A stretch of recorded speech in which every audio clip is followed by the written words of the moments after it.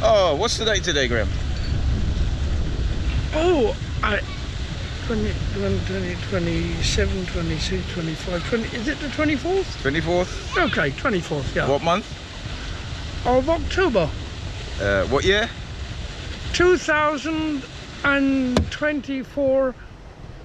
After the death of... After the death of Jesus Christ, Anno Domini. Yeah. Right, I've got two. Wait, just before we go, we've got to do the temperature. And we've got to go to climatic condition. Well, obviously you've taken your jacket off. Well, apart from the a slight, there's a very slight chill in the wind, but not much.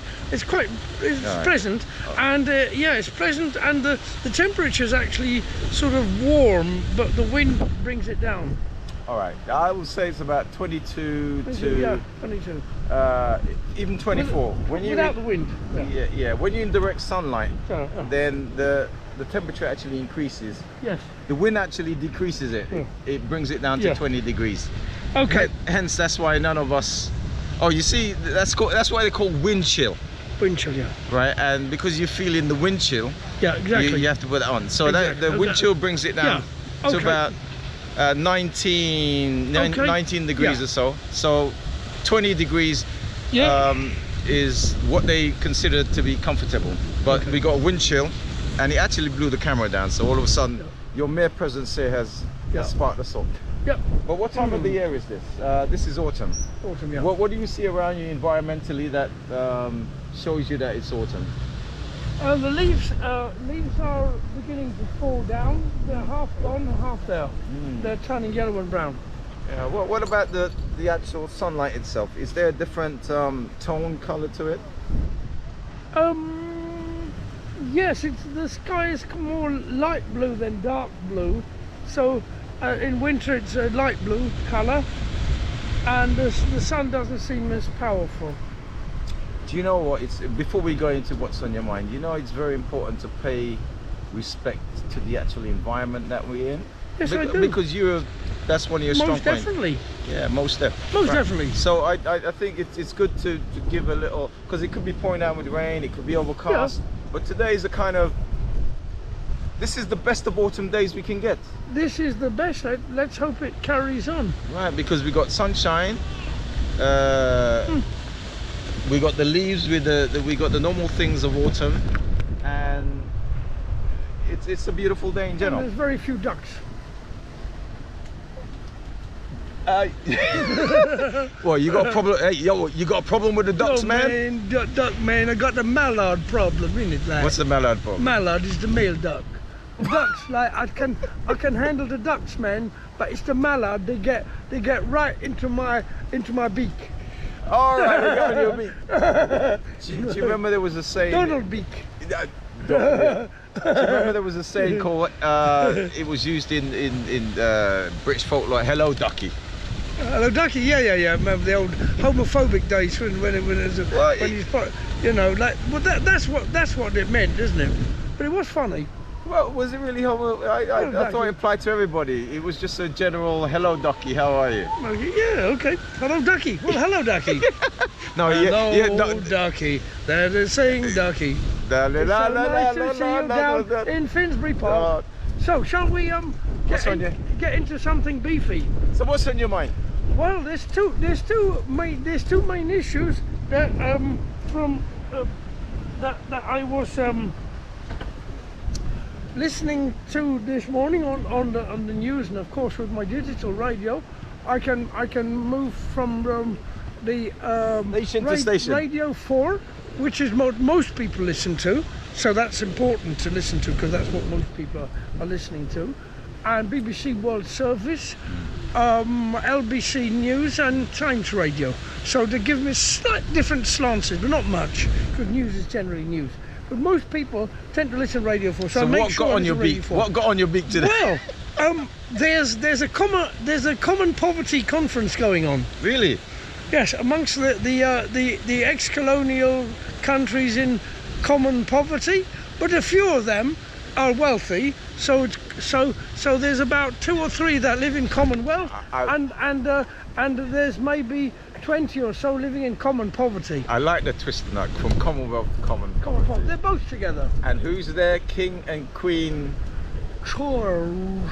And as you were saying, Well, anyway, like Sir Smarmy was over there, bigging it up, bigging up the Caribbean, and Sir Smarmy was over there, right?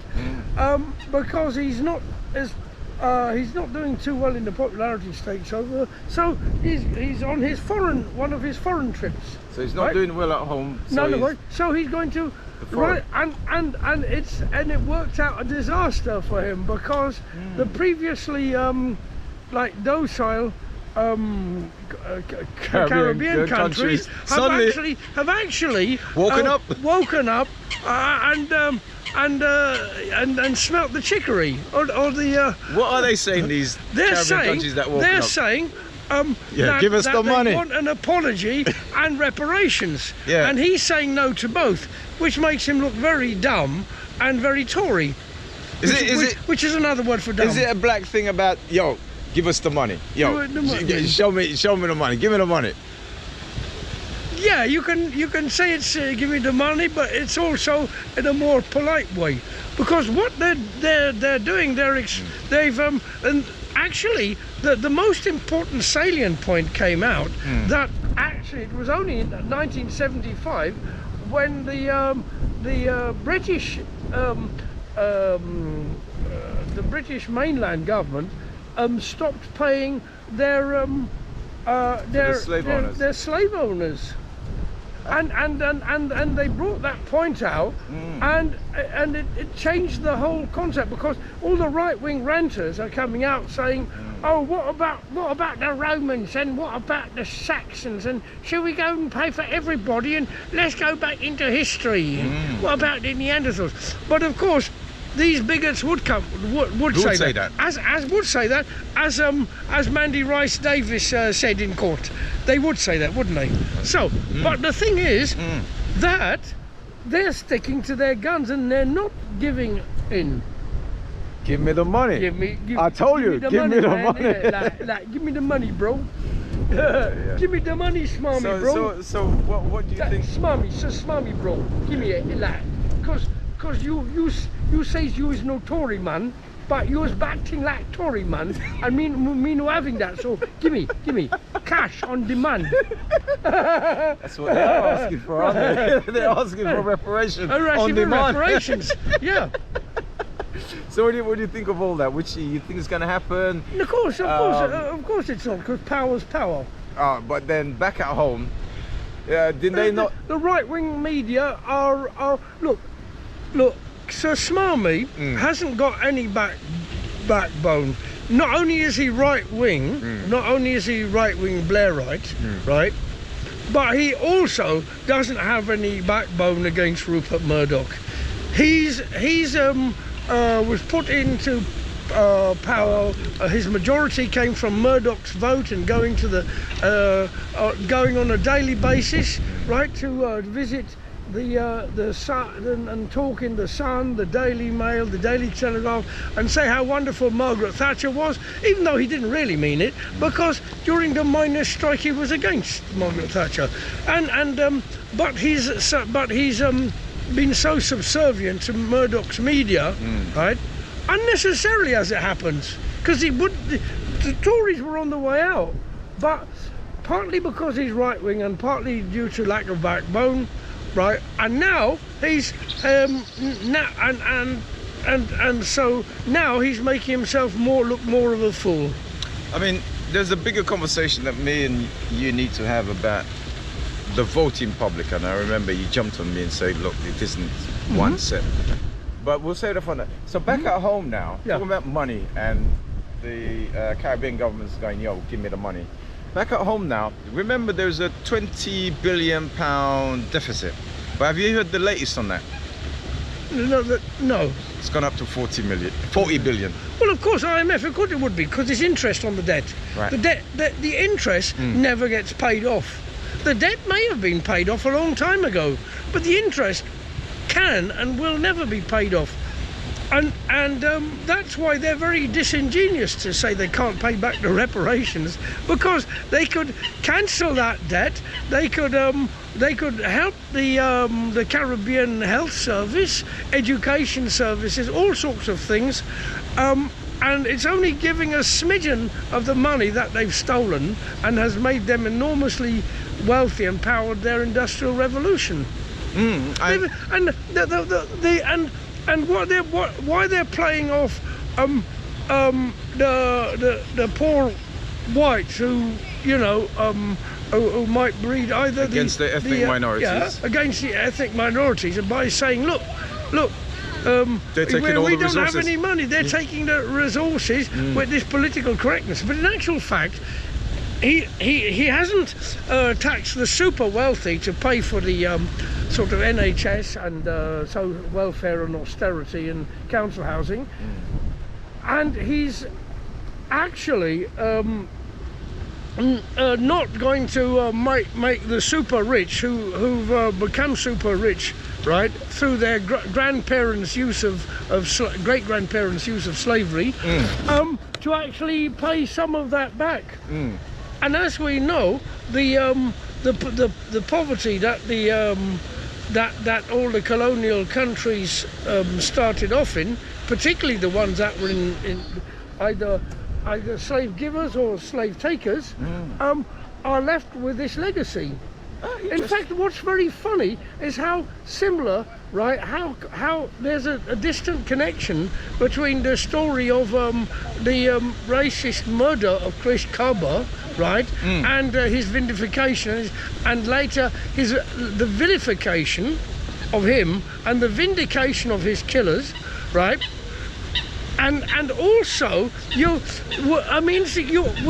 could look at that as part of the. I mean, even if the man was a gangster, the legacy of slavery and poverty and racism, because the end of slavery wasn't the end of racism or colonialism. It was the second stage. All right. So how many white criminals get shot in the middle of the forehead? Not many. They're given more respect. Give me any. I'm sure there's some. Really? I mean, yeah. So how comes only the black ones? There's a fanfare and. Well, it's a fan. Well, you know the answer, but if you would want me to repeat it, I will. No, it's all right. You know the answer. So we know the answer. That's why we're here in Finsbury Park for. Yeah. So there's a professional policeman, trained to keep cool under bombs, guns, and everything, warfare. And there's a car coming to him. He doesn't shoot at the tires. No. He doesn't shoot at the engine. He doesn't shoot the assailant in the shoulder or any other part of the body. No. As he was trained to do. Oh, most of all, did he see a gun? No, he saw Yeah. What did he see? He saw, right, he saw the racialized figure of a kind of monster who was powerfully strong and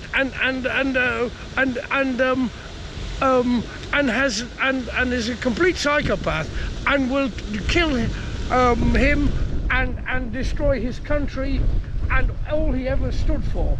And all these things, and eat his breakfast, and have sex with his wife, and yeah. So all these things, right? That he'd been brought up with since the age of 5, right? Clicked into that minute of time, and also being brought up with macho cowboy films, right? He did what any cowboy would do, right? He slung the gun. He took it out, right, and he got rid of the Injun. He got rid of the uncivilized native he did what any General Custer what any would. yeah, or in a Zulu film, or who was that other? Yes, Sarge.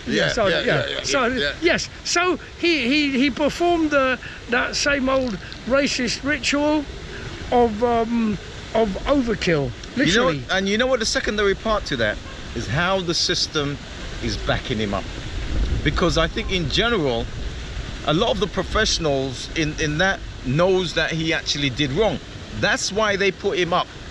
Well, that's what they've done in Ireland, and because they've seen Irish people, right? They've actually Shoot to kill policy, was it? Yes, they've actually. That's what they did in Ireland. So they were put on the same par, even though their skin colour was white European. The fact is, racialism can be manipulated, right, to mean any group of people that the establishment doesn't like. This is true. Yeah. But what's amazing at the moment, actually, we'll go on to this weekend because loads of things happening this weekend. But what's really amazing is how the police has now tried to demonize him. Oh, exactly. It came afterwards. It wasn't before. It's funny how it wasn't before. Well, if you didn't know who he was, You didn't know, right? But now they've actually said his history. It looked like a gangland execution, right? Yes. Even the mobs and the gangsters are going, whoa, yo man, that ain't right. We respect you, law and order, but that was so we in gangland language. I don't know much about gangland language or the mafia. The mafia. Yeah. Hey, they whacked Joey, and they did it really badly, man. Joey didn't need to be whacked like that. They could have handcuffed him and shut the car out and taken the tires out. You can imagine Hamas saying that about the IDF. Oh, mate, go on. This, That is a good twist. Yeah, go on. We have nothing against killing, but this time Israel going too far, and it's killing even United Nations people. Yes. And killing even children and unborn child. No. That is going too far. So basically, it's a translation of the same sort of thing. But in war there's rules, and part of that Israeli thing From the 1945, they have been mildly respected, but because of the Israeli genocide, it looks as if those rules have been thrown in the bin, and that was coming anyway. But the genocide, which is happening at the moment, right in front of people's eyes, right in front of it, has delegitimized everything that was painstakingly built up on human rights since 1945. We did have a better world after 1945, and now here we're back to square one again. No, minus. Yes, minus because of the weapons involved. Yeah. But one of the interesting thing that Israel has done, Medievalism with nuclear weapons. Right. See, one thing that Israel has done is this. You see, during war, They've taken the moral out of international rules. Well, out of them, no one is going to respect them. No, out of themselves. Yeah, No, actually, the it's international horrible. rules are still there. Yeah, but can you imagine their own population is now? What leg have they got to stand on? They had lots of sympathy. Well, if it's blown off, They had, yes, exactly. But they had a lot of sympathy, right? Which they painstakingly built up from 1945 over their Holocaust, and now they're perpetuating a Holocaust. right? So, The same Holocaust. Yeah. Oh, maybe the details are different and the way it's done is slightly different, but it's a Holocaust. All right. Now remind me, I was speaking to 2 Jewish people yesterday, but let me just get this point through of what Israel has managed to do to the Palestinian people. In war, normally you talk about the enemy. During the Second World War, the British people used to call Jeremy. They used to call him Jerry, Yes. which was a sign of a kind of respect and a kind of the kind of respect that the British Empire never had for their for their black and African subjects who were often fighting for them against Jerry, Yeah. and actually never sent V2 rockets into London. Right.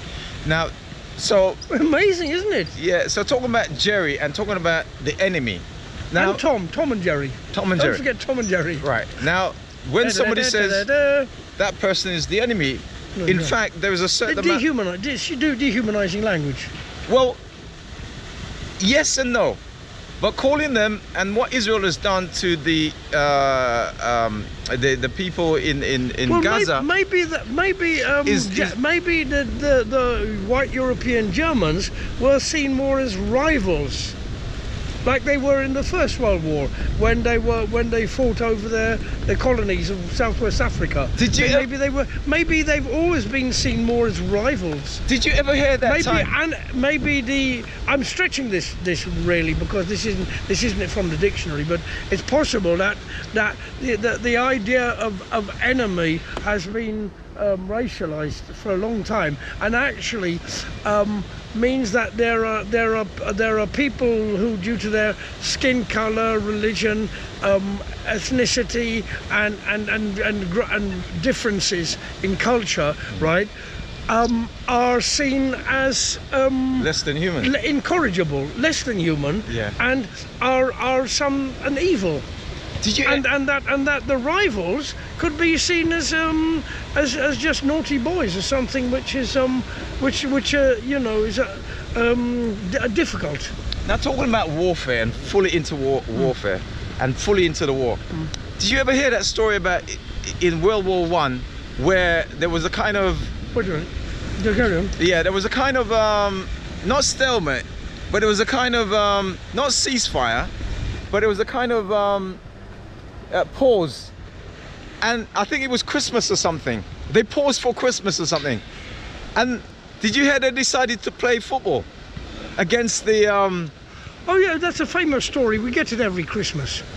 That just shows that the gentlemen, the British and German soldiers, are European gentlemen, civilized people. even who during play war, Christmas. and even though he's the enemy or Yeah. she's the enemy, right? Yeah.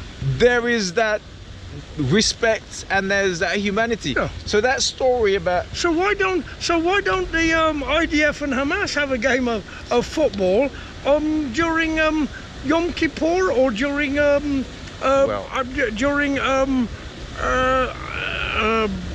Eid al-Fitr? well, what Israel has managed to do is dehumanize, right, Hamas and the surrounding people to such a not even an enemy. Like I said, the enemy, they play football with each other. The enemy is called Jerry.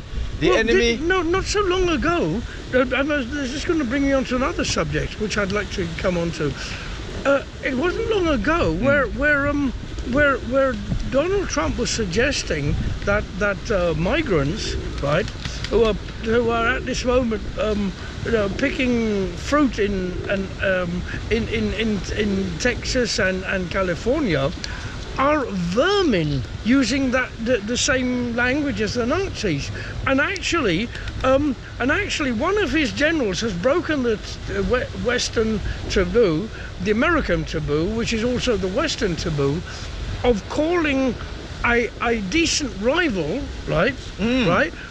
This man was a general who worked under Trump. I think it was Anyway, it doesn't matter. Tell us the story. General. Is it a black guy? Is it Mike Milley? No, he's white. Yeah. He was a white general, and he is actually as establishment as you come. But for some reason, he is still liberal and has a conscience. And he said- not socialist. What not did he say? socialist, liberal. So, and he said, right, that Donald Trump actually is a Nazi by all the accounts he's looked at, and told his generals that they should actually behave more like Hitler. And this was a big shock. And also Jimmy Kimmel and Colbert on their comedy shows were actually taking the piss out of this, but in a clever, sophisticated way. I mean, in a very sort of political humour, but never. I mean, it was the great shock. Have we got a coup being formed? You know, coups are usually when the generals... It does seem like it, because it looks as if Netanyahu is carrying on his massacres to help Trump win the election, and actually after that, they'll have a new world. And what was the word I used last time? Psychosis. So dictatorialness, right? He's criminally insane. Of criminal insanity, yeah. which was the norm before 1945, will take place again. The shift back to the 1930s. But I do believe 3/4 of the world still believe in international law, still believe in Geneva Convention, still believe in those rules. But it's to their detriment, right? Because I've seen where Israelis are actually saying Israeli people are saying, oh, we're ready to now go and settle in the area that the IDF has cleared in Gaza. Yes, that was, and both the secular Zionists and the religious Zionists, right, agree on this. The secular Zionists want to put their settlers back in there to show their power and the land grab, and the religious Zionists want to prove that they've got rid of the Amalekites from their the ancient enemies of the Israelites when they came out of Egypt, right, and got rid of evil. But of course, religion is the justification for land grabs and politics, right? And religion is actually the secondary thing. Not that's actually the superstructure that hides the infrastructure, which is actually power, land, and capital. I was in a meeting yesterday. Mm-hmm. It consists of about 6 people, and 2 of them said yes, they're Jewish, and it was a kind of meeting where we were talking about, it was a bit like a little bit of counseling, a little bit of psychology. And what came out from both of them was something like they're trying to find a home, right? And they made mention that they always have a briefcase with all their documents ready to travel. It doesn't matter where they are. So they're kind of in their minds, they are not settled, and they're forever, and they're suffering from an intergenerational trauma. And actually one of them said to me, well, do I understand trauma? And I said, look at me, I'm black, I've got 400 years of trauma. And if that person was up to date, they will find out the meeting with the Commonwealth about reparations. It's still there on the table, very strong. But an afterthought was this: if you're gonna go and take somebody's home and call it yours, wouldn't you be traumatizing them just like you're traumatized? Well, it's obvious that the bully can claim that they've been traumatized, but the reality is that the bully who's performing the act of bullying on their victim is traumatizing their victim. They can say anything they like, especially if they've got the monopoly of the media, and especially if they have. Yes. And the monopoly of the guns and bombs. Well, as Noam Chomsky said, the manufacture of consent. If they can manufacture the excuses and the consent to rule, so they can claim victimhood. This is happening quite a lot lately. Happening quite a lot in modern politics. The claiming of victimhood they call it populism. Did you know? Last time we spoke, I said that this war is going to last 100 years. And then when I think about it, 100 years isn't really much time, you know, in the scheme of things. But in 100 years, well, it's probably been 100 years since Second World War, isn't it? Second, well, what they About call it, 70 something, Second European 70 War. 70 Maybe it's not a world war. I think 75 to 80 years. I think they did the 80th one Yeah, something like that. just like Yeah. last year or something. Yeah. And it just isn't really that long in the scheme of things. It depends how you look at it.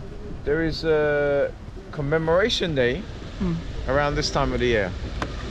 I think it's next month, because there is a Commonwealth event in Kensington, Chelsea they have every year, which is around the 10th of December. So all the High Commissioners are here to attend that event. But also the High Commissioners are also here to attend the Cenotaph. So these are all the Commonwealth country, you know, they'll march past, and you know, all the politicians and stuff. Right, yeah, right. So these two folks now, so they're talking about trauma. If you, and they Do they claim that they have a unique trauma as being people who were chosen by God, right, to be persecuted throughout history? well, I was kind of surprised that was thrown up in the meeting. I mean, it's quite an excellent insight. It's certainly not something that the average Sun reader talks about, or the average Daily Mail reader talks about, but it could be a more educated and sophisticated form of right-wing ideology and justification for actually the powerful. Well, all right, but here's what I do feel, and I realize the intergenerational trauma. Maybe even you're feeling some of that yourself from your. My family. Well, it's confusing because. Then that is trauma. Can I then. really? Can I really say that I had intergenerational trauma from Anglo-Indians? Anglo-Indians, Yes. right, were actually treated inferior by the British, but as they were lower middle class. But they weren't working class, and they weren't the poor. They actually had servants. They had people who were below them. They had land which they would have never had in Britain or any other European countries. And when they went over there, the British Empire gave them land and servants, and they never had to do the labouring. They never had to do the physical hard work. But they did have to do the bidding of the. No, I'm going to be honest. I cannot claim intergenerational trauma at all. Sorry, my family were part of the problem. Not the solution. Unfortunately not. Yeah, that's a kind of. But anyway, back. No, most definitely not. All right, most def. All right, look. So intergenerational trauma. So I do identify a little bit with the Jewish. Well, the Jewish people on the Palestinian demos, and remember, the Saturday after next there's going to be another one, whether it's mentioned or not, another Gaza demo. But these people, right, are the part of the solution. Right, but how they choose to get over the intergenerational trauma is not socially and legally accepted. It may not be those two individuals, but how Israel is handling that situation is not socially. Well, the intergenerational trauma of the people in the Caribbean is that they are almost as poor as they were, right, when slavery finished. They've been so badly exploited that they haven't been able to rebuild from that trauma of poverty, right? And this is really the economic trauma. And the social trauma that goes with it. I mean, how the hell can either of us claim we're traumatized compared to somebody who's actually sleeping in the park without a blanket. Yeah. It sounds like self-pity. Yeah. It does sound like, doesn't it sound like self-pity? Maybe Donald Trump was traumatized. I've heard that Mary Trump was saying his father was very cold, even though he gave them a lot of money, I heard that, yeah. and was a very and that seems to me from my own my experience yeah. and a little bit of psychology that I know, also probable. But there was other people who had quite cold parents and became very kind, like Albert Schweitzer, who went to Africa and worked with the poor. So Donald Trump and Albert Schweitzer are very... Albert Schweitzer is part of the solution and Donald Trump is part of the problem. You see, not. But where did he get his racist ideas from? They existed before him. So he actually takes out maybe the trauma of his family on a group of people which was there for any bully to actually take their problems out on.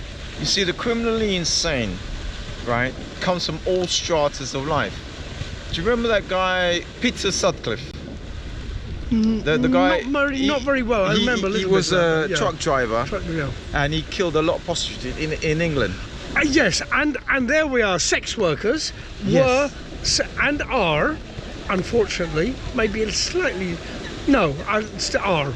Our sex workers are seen as outside of the society and as the victims for anybody that has a grudge. Can I add one more to that? Or a grievance. And a junkie said to me, and drug users, and drug drug users. Yeah, junkies. Yeah. That's why drugs should be legalised. They get rid of the stigma. Well, main reason. Right. So the prostitutes and junkies are particularly cannabis. Right, and in fact, some of the people you find sleeping, the homeless as well. Those homeless, they're alcohol abusers. In fact, if some of them... But some of them aren't alcohol abusers.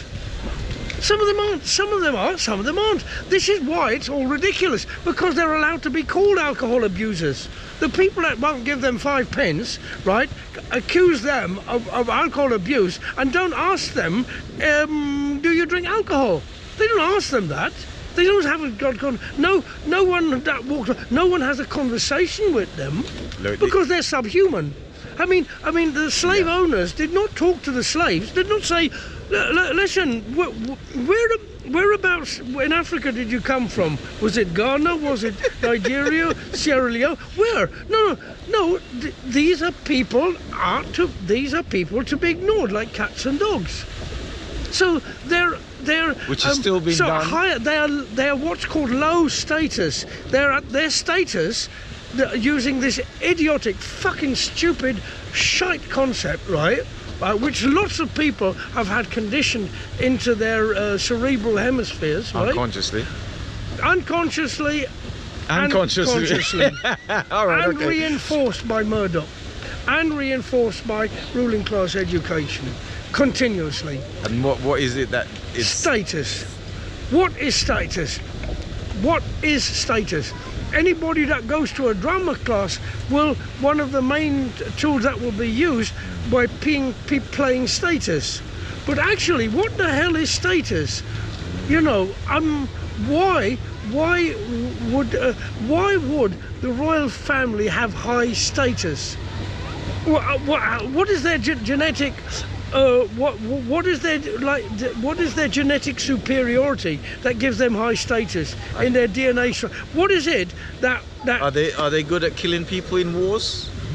Are they good at beheading people when they because you know that thing about being knighted? Well, actually, funny enough, Henry VIII was very good at beheading people. Including his wives. Should I say especially? Not including. Well, you wouldn't equate. They were only included before he beheaded them. Afterwards, they were excluded. Yeah, but I love that. Yeah, but you wouldn't equate that to working girls now, would you? To having such a low status that it doesn't matter, we just take off their head. In many parts of the world, that's what happens to them. Okay, sex workers are are murdered all around the world.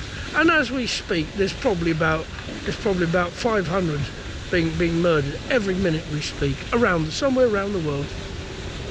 They, Wow.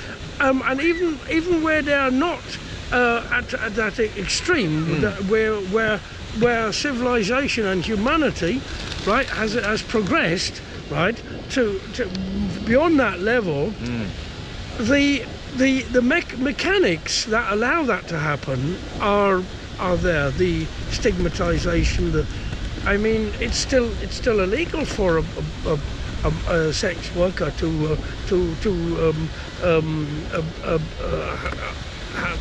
business, you mean? have a business. Yeah, Right. that kind of business. She's yeah. not given the Sex Thatcher. business. She's not given Thatcher's award for industry and not called an entrepreneur. Do you remember the days? We go back about maybe 20. I mean, Stormy Daniels, right? Really should be actually running the White House by now. What about Monica Lewinsky? Yeah, exactly. Both of them. Yeah, both. Right, They could set up business. They could set up a business together. And some of them do. But do you remember about 25 years ago? Do you remember the women were protesting? Remember the burn the bra thing? Do you remember the women equality? Do you remember they was protesting for the rights for sex workers to be treated like it's an honourable, well, not honourable, well, a job and respected. So remember. Do you remember them days? But I don't just remember them. Okay. I've even been part of them. Okay, tell us more. Wait, I've What been happened? on protests for sex worker. Were you protest- burning your bra? Yeah. Did you get burn marks? No, unfortunately, I haven't. I haven't got a bra. I'd have to get the false one, falsetto. I'd have to. Yeah, you remember them days? What happened? There was a great movement for the sex workers to be treated with. Yeah, yes, at one time there was a cultural progress, cultural progressiveness from the time of the Vietnam Wars. We had a flourishing of ideas. You remember men with long hair and things like that. Yeah. We're actually gone backwards culturally to we're in a very conservative cultural period, where people are trying to be very, very, very correct and normal. And it was like people were trying to actually be outrageous at one time and actually be anti-establishment, and now they're trying to be as pro-establishment as they can be. Well, that's it. That, look, you see, politically, that is something that. I mean, this thing about transgender, right? Yeah. Oh, no, the ridiculous nonsense about it, right? And this dichotomy of male, female, something in the middle. That wouldn't have made a lot of sense during the 60s and 70s on top of the pops, when men and women dressed how they wanted to, and the men had long hair and the women had short hair, and actually we're back to this ridiculous dichotomy, right? Because of the actual cultural poverty. Cultural poverty, or is it? We're in a state of cultural reaction. Or is it? That's how the Tories have been doing so well. Or is it economic? Of course, it's economic. Poverty. It's both. Yeah. Both, because when people, one of the ways the ruling class people get people to obey, and managers and bosses get people to obey, is by actually crushing them and making them poorer, right? And then, like a dog that begs for biscuits, they can start telling them, right, how to live, what to do, who they talk to, and things like that. So that's what regress means, social regress. Austerity is one of the ways of pushing people back politically. Right. I hear you. Look, I'll tell you my experience under Duncan Smith period in the job centre. Going in there and it got to the point of the bullying. Got to the point where I was actually told not to carry my bag.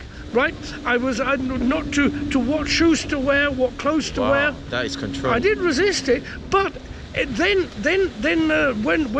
this Duncan Smith thing, when it broke, because they found out that companies like Action for Employment and that were taken by the Taking government, money and were taking giving- money and giving nothing. and then that sort of Frittered out. that frittered out. But it was becoming very, very authoritarian, and Wow. that was due to the poverty. Look, if you want me to give you, right, if you want me to give you 50 pence, I think that you should stop wearing shorts. Oh, that's nice. Right, that's good. Right, here's your 50 pence. Right. Don't spend it all at once. Right. Now I'm cutting down to 40 pence. Right. Yeah. Oh, hang on a minute. That's called the sanctions. Hang That's on. the Before you sanction, get it, Sign this. I think that you should actually do up your collar and maybe wear a tie. It's your choice, but do you want it? No money. It's your choice. No money. I mean, you've got a choice. You can. Is that why we got so many? This is economic authoritarianism. People don't talk about it. Is this why we got a lot of people on the streets, because they don't want to fall under that? That's Some people. I don't know that. That's too big for me. I don't know. Really? I don't know. I don't know the different reasons. I mean, Yeah, it yeah. takes a study. I don't know the different reasons. I think there's some group of people on the street do not want to fall under that. Yes, that's obviously the, yeah. Right. That has to be the and case. they walk away. Of course, Right. of course. It's a mixture of things. And you might find some highly articulated, super powerful people who had super powerful jobs just walk There's away. as many different people on the street as there are working in the NHS. Do people in the NHS all have the same personality? No. Do they all have the same motivation? No. So people in prison don't all have the same motivation. No. So people in banking don't have all the same motivation. So people who are homeless don't have all the same motivation. I had a very funny conversation. Maybe people in banking do have the same motivation. Had a- Okay. had a- No. Okay. Had a very funny conversation talking about prison in relation to the shooting in Brookston with Chris Carver, and somebody said they was using this thing. This is a good criminal, and this is the bad criminal, because they found favour. Yeah, and it's almost the psychology of the enemy, right? In the First World War, where the Jerrys. Well, no, actually, the propaganda. A lot of people forget the propaganda was ridiculous. You remember that they came out with a propaganda. The British media was saying that the German soldiers were killing babies. That was when during the beginning of the war, when they were actually losing. Later they started winning, and they didn't need that. So where have I seen that play recently?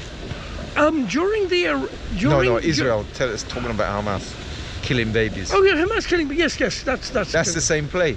That's the thing. Propaganda play. It's taken much further. Go on, It's taken further. go on.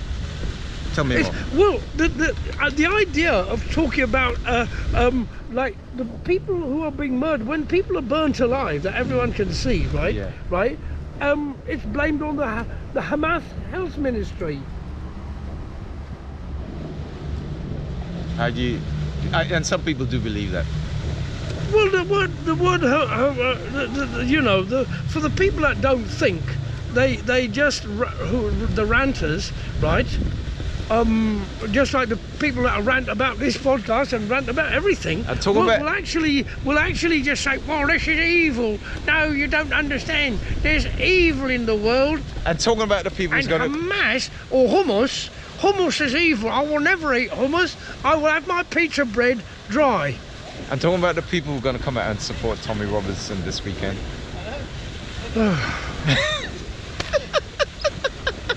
Unbelievable. No, it is believable. After the riot, I said, yeah, unbelievable. It's believable. Oh. Right, but I hear there's going to be about 3 different sets of people getting together. The guy with the shooting in Brixton there, the police. Wow. Right. They're going to be a protest as well. The normal and support for Gaza. And there was one other as well, which I've slipped my mind. So there's going to be about 3 or 4. The police is on a PR exercise. They're doing all of the media saying that they're trying to portray the guy they killed as a criminal. But if you didn't know he was a criminal in the first place, right? Well, no, doesn't make any sense. Where ever since Thatcher, the racism has been so successful that the association of black and criminal, black and disease, migrant and criminal, it's so strong that it's just mentioned. I mean, Donald Trump mentioned it all the time.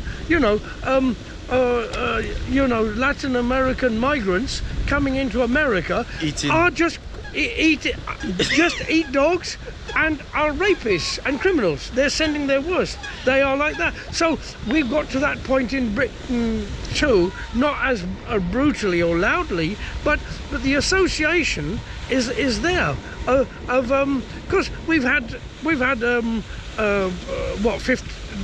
had 15 years of it, haven't we? And the Tories. Two big political events. You can choose which one you're going to handle first. The 5th of November, I think it is. That's the American election, and next week we have the budget, right? And there's one thing a long-awaited budget. It's taken a long time. I think people are now feeling that they don't want it to happen. Because they built it up and it's like, oh, and it's well, I don't know whether there's expectations limitation or whether they're actually going to do the cuts, and they've told us already. I don't know. There's something I don't know, so I don't know what to say about because I don't know. Right, because they've chucked so many things out there. They've deliberately done it that way. Yeah. Now, and most of the people are literally, they don't know. But here's the thing. Yeah. So from my point of view, okay. Maybe Starmer wants to be the opposite of Johnson. So instead of saying everything's wonderful and great, right, like the fairy tale, maybe he's saying that I'm going to be straight with people, and it's all bad. It's a wait and see moment. Wait and see. I don't know what to say. But this is what I figured out, rightly or wrongly.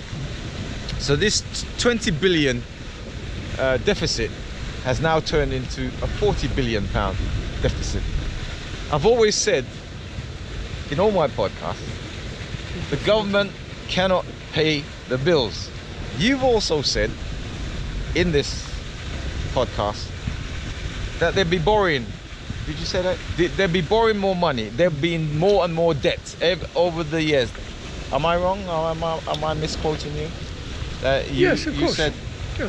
they're borrowing more. Yeah. They're in more and more. Unless they tax the rich, the super rich, which they can do but don't want to do, then they will either have to borrow or make cuts, and there's nothing left to cut. That, even from a right-wing point of view, if you cut any more, you start going backwards, and they are in certain. You can destroy the economy by cutting any more. Well, and I'm not talking from socialist terms. I'm talking in terms of capitalist economics. We look at Liz Truss about that. If you whatever section, let's say it's education. Oh, let's say it's the prison service. Yeah. If you increase the money by 2%, but you say to them, you've got to have, in order to get that, you have to cut by 10%. If you've been cutting by 10% every year, you're now down to the bone. Down to the bone, yeah. And that 2% you get, right? And prices has risen by 10%, right? That 2% you get, you actually minus 8% every year. And it has a cumulative effect. And that's why we have a crisis with the prison service at the moment. Well, I think one of the main things that caused the crisis was Brexit, was the disaster. The main European trading partner. The capitalists haven't found, the British capitalists haven't found utopia. The utopia. Well, the trade deal with America, the trade deal with Canada, the trade deal with Australia, they haven't found it. They haven't found a trade deal which was as good as the one they had with Europe. And they they need to rejoin Europe as soon as possible. and they never will, because we are in an economic system designed, right?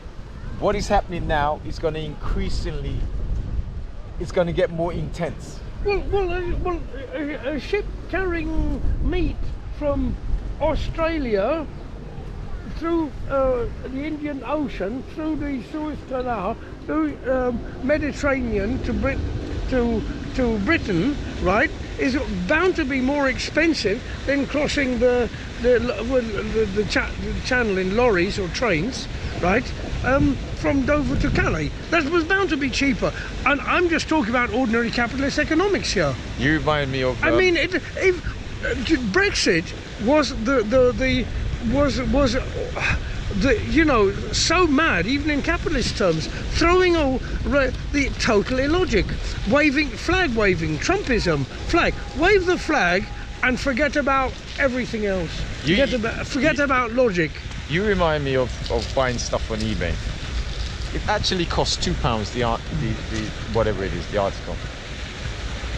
But the postage and carriage is £10. Exactly. The lamb from New Zealand, Australia is cheaper. But the postage, right, and packaging, right, is 4 times. Yes, the lamb is cheaper, right? But can't take it by ship, yeah. Yeah, right. And actually, that's a very good example of what they're planning to do in the next budget. They're going to take away certain things, like say the traveling cost and the postage cost, and they're going to tell you it's actually cheaper. And that's part of.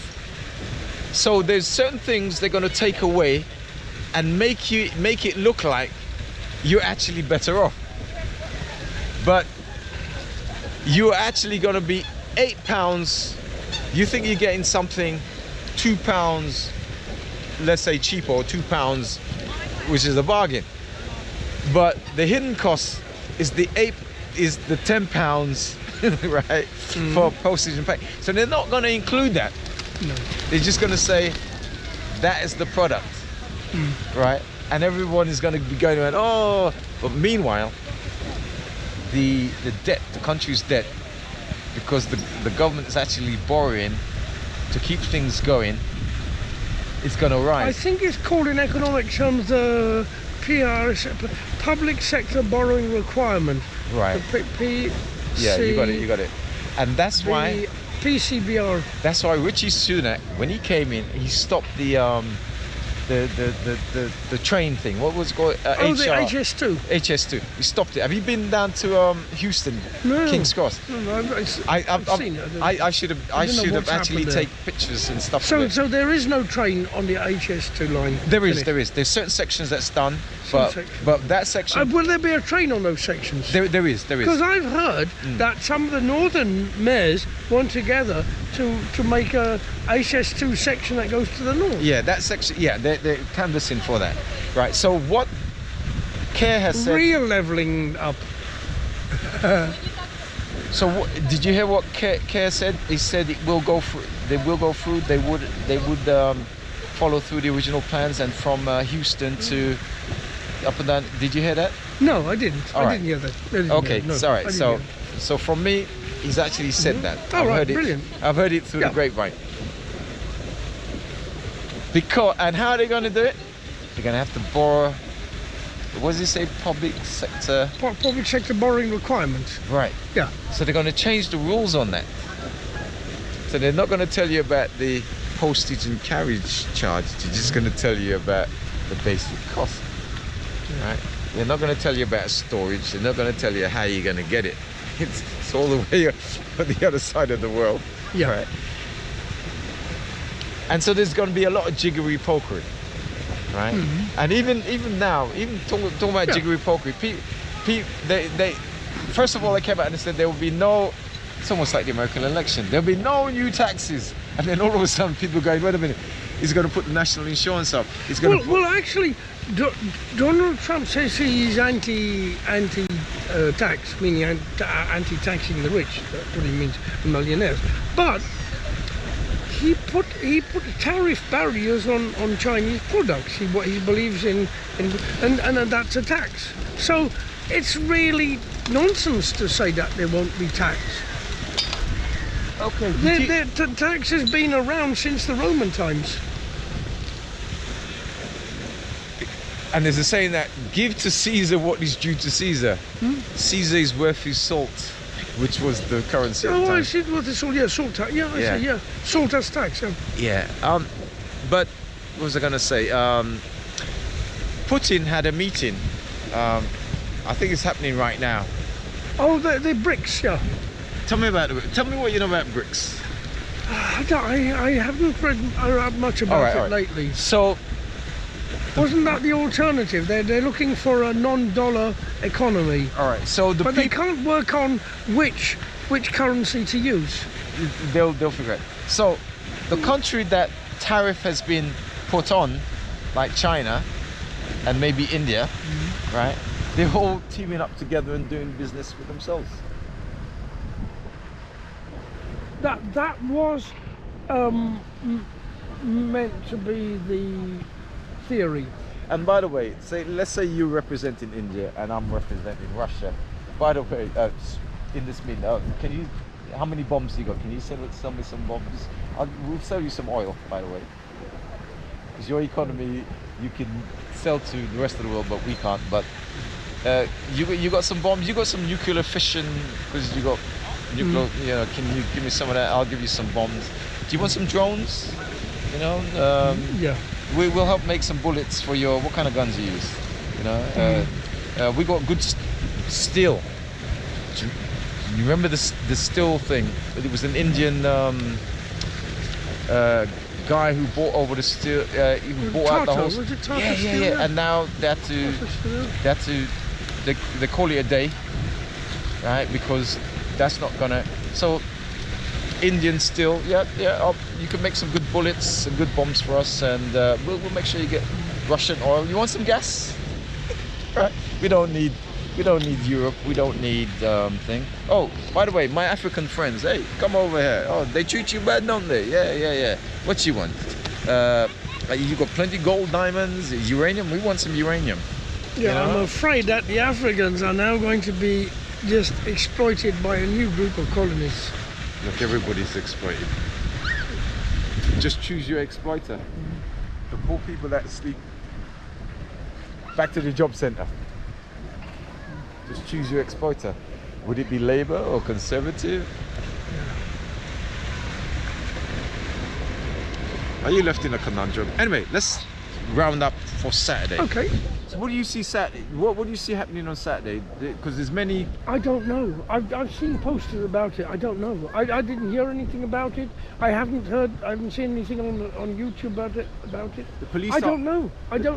If you can tell me, I'd be pleased to know. No, I could. I don't know. I could only guess. I just don't know. I've seen some posters that I don't know. Police are very worried about Chris Carver, the Chris Carver situation. They've gone out on all the different medias and trying to say, oh, he's a career criminal and what have Well, you. the thing is, the ruling class have been very clever to change the racial narrative to Muslims and Arabs and migrants, and they've even from Brexit to the present, they've managed to get more of the people that the National Front were originally against, more of the sort of black African West Indian people, Asian people, right, or Hindu Asian. They've managed to actually make them slightly the sort of slightly Bogeyman? good, Oh, good. slightly. The against the really bad, the bad bogeymen. Who's the bogeyman? The black people were the bogeyman, bogeyman, yeah. and Irish. They were the black people were the bogeyman, but now Muslims and migrants are the bogeyman, and the fear is that these two groups of people getting together again.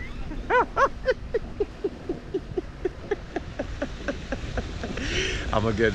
All right.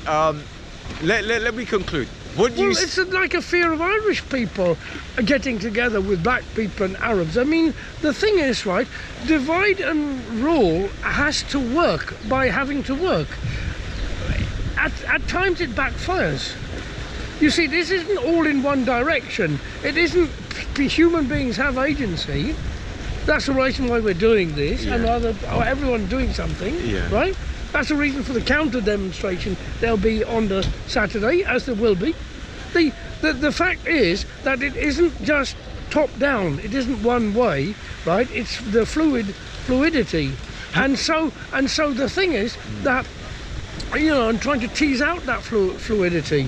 And the fact is, there were black people who were anti-migrant and who were anti-Brexit and things like that, right? But they might be coming round to being realised they've been used, and that they've got more in common with migrants and Arabs and guess what? Some of them did come here under a lorry. Yeah, they did, and these are the ones saying, no, we don't want them. But all right, so let me conclude. So we got Saturday. What do you see Saturday, or what do you see? I don't know. For the budget. Saturday, I don't know what to say. That's all right. That's all right. I really, I've seen leaflets. That's all I know. We'll talk about it. I don't know. When I don't know much about something, don't say I don't just rant. Right. Anyway, that's for the Sun readers. So it'd be interesting. And also, I think it's Wednesday. Next Wednesday is going to be the budget. So Thursday, right, we'll be here. What do you feel? It's not what you see, it's what do you feel the budget's going to be like? I really don't know. I think I don't know. I'll tell you something right off the top of my head that hasn't had any working out behind it, right? But I got the feeling that it will be a bit of a damp squib. It won't be good and it won't be bad.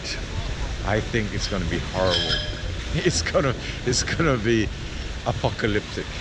Actually, there's okay. And tell me how you think or feel that. All right. So one thing they need to do is all right. Okay. Back to the you said something apocalyptic. And can you? Yeah. Is it just you just feel it's going to be apocalyptic, or have you got any evidence that you worked out? The government, from my point of view, can never pay the bills. The government's plan is to rearrange the figures to make you think that you're going to be better off. So you see an austerity budget coming? I think they have no choice. Okay. Right? Because the economic system that they're in. Well, that's maybe why your Robinsons and your Farages are kicking up such a fuss, because they might actually realise that now it might not catch fire so much, but if the austerity does begin again and people get upset and angry and confused, they might be able to get in there quickly. Well, the race riot we had last month, August, yeah, not long ago. The basic side. That's what it surprised. This certainly surprises me. So people are on the edge, right? The police are doing a big PR thing in relation to the Chris Carver thing, because black people are always on the edge. Add the economic situation to it, right? Okay, the white folks were out there rioting, race riot, right? Now, did anybody realize that they were on the edge? They were so much on the tip or on the edge. But anyway, they expressed themselves. It wasn't really about... If it wasn't for many of the poor whites' racist ideology, they might be more on the edge. Okay, good point. It might be what's dampening them is by getting it off their chest. By rioting. You're a terrible you're a terrible psychiatrist. You know that. Superiority of race. Yeah, that somehow they're meant to be so civilized that they don't riot. They're meant to be so civilized that they don't go on strike.